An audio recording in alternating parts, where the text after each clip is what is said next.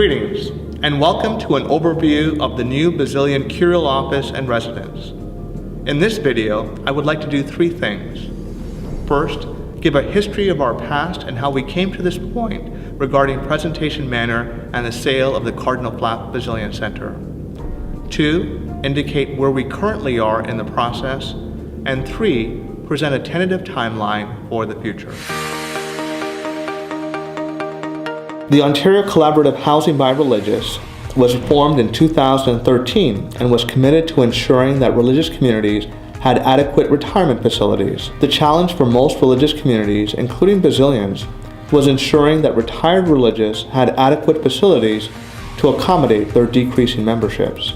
With aging infrastructure and a high cost to renovate or construct, religious communities did not want to build facilities that would outlive their dwindling numbers.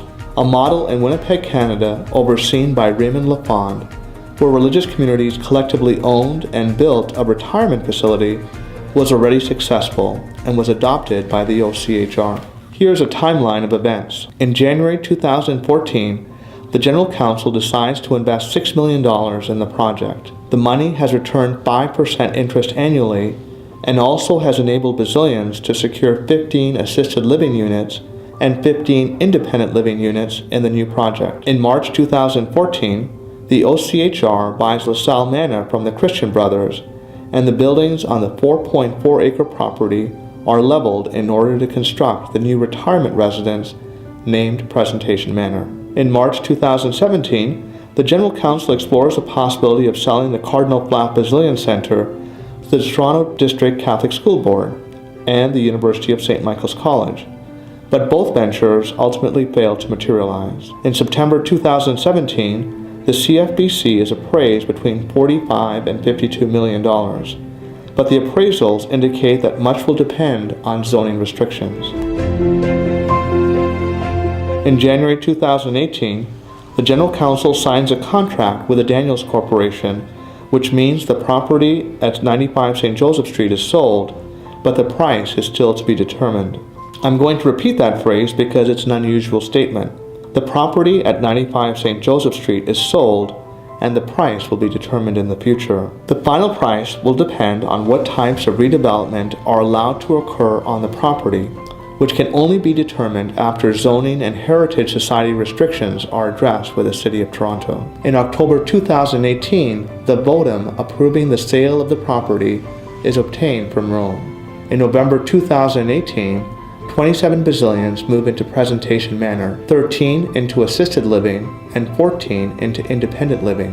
Father John Reddy is the superior, and Father John Mallow is the assistant superior of the newly established Basilian Fathers of Presentation Manor.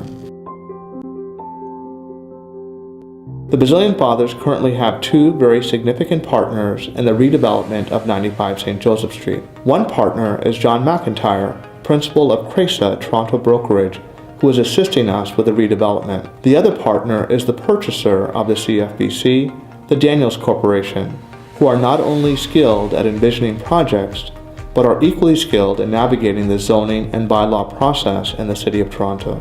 In preliminary discussions with the City, it appears that the front facade of the Flap Center will need to be retained in the final design, as well as the chapel, which will be repurposed. The following designs are all depicted looking at the CFBC from the south, or in other words, looking from the back entrance to the CFBC.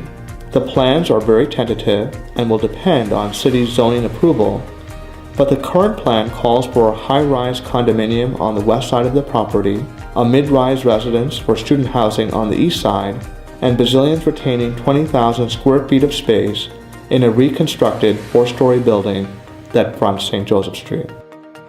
The plans are still being developed, but these are initial designs that indicate a street walk-in entrance with lobby and archives on the first floor, a second formal entrance with staff facilities on the second floor, and a curial office consisting of a boardroom, 10 offices and meeting rooms on the third floor. Notice on the west wing third floor, there is also the curial residence with 4 guest rooms and a fitness room. Finally, the fourth floor is totally dedicated to the curial residence with a dining room with a retractable wall and outdoor terrace, a lounge, kitchen, laundry room, media room, 8 bedrooms, and a chapel. Overall, there are 12 bedrooms in the curial residence, 8 dedicated bedrooms, and 4 guest bedrooms. Please realize that these plans are still being developed, but we wanted you to have a visual sense of what our thinking is currently. So what does our future look like? The City of Toronto still needs to finalize zoning and determine heritage restrictions, which will give Daniels the permission it needs to start the redevelopment process. With our best estimate that this will all be done by the summer of 2021. By then, we will have a final sale price and demolition of the property can occur. Following demolition, which will not take long, the best estimate is that it will take another 3 years to enter into a brand new building.